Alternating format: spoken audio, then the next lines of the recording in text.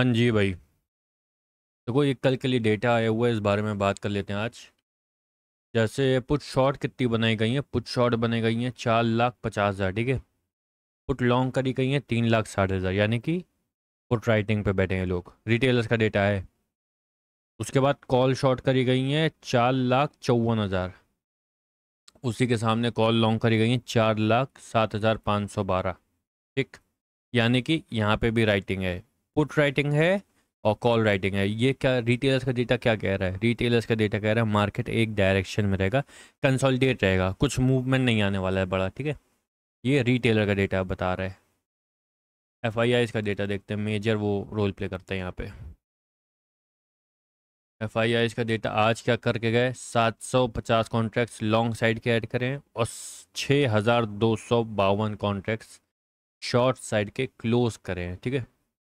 उसके बाद एक सेकंड रुको, यहाँ ये 35,384 पुट लॉन्ग करी है 69,000, यानी कि लॉन्ग करके गए हैं।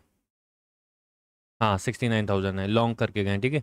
पुट लॉन्ग है यानी कि इनका डायरेक्शन क्या? मार्केट नीचे जाएगा।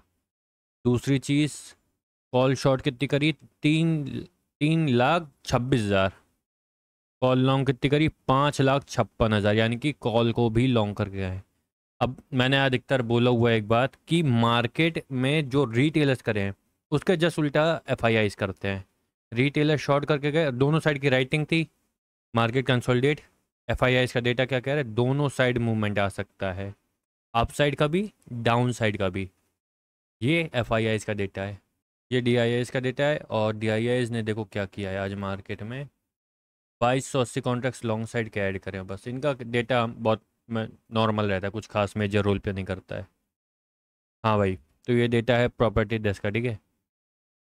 इनका डेटा क्या? पुट शॉर्ट इन्होंने करी है 1,17,000 और पुट लॉन्ग करी है इन्होंने 1,54,000, ठीक है। यानी कि पुट लॉन्ग करके जा रहे हैं।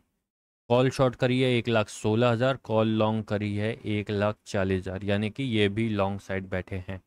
अब समझो मार्केट ओवरऑल कैसी गई है।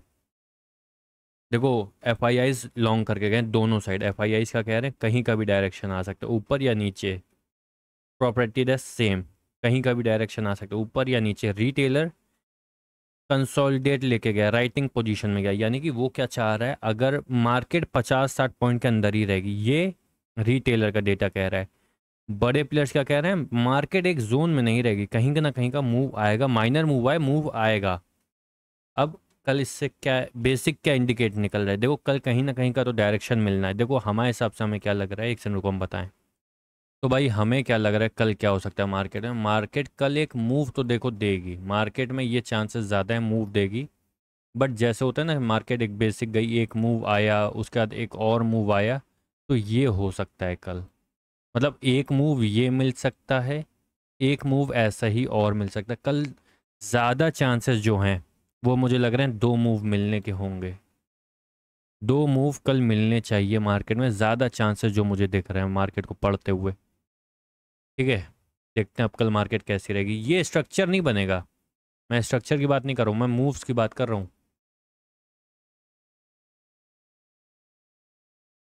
मैं दो मूव्स की बात कर रहा हूँ कि दो पॉइंट मिलेंगे जहाँ पे ट्रेड लगाया जा सकता है, और एक पूरा एंटायर माइनर स्ट्रक्चर उसको कैप्चर करा जा सकता है। जैसे कि ये माइनर स्ट्रक्चर हो गया, ये हो गया। हो सकता है कल मार्केट ऐसी रहे कि यहाँ से शुरू हो, यहाँ जाए, यहाँ जाए, ऐसे जाए, उसके बाद ये ऐसे होके एक ऐसा मूव आ जाए, हो सकता है कुछ भी।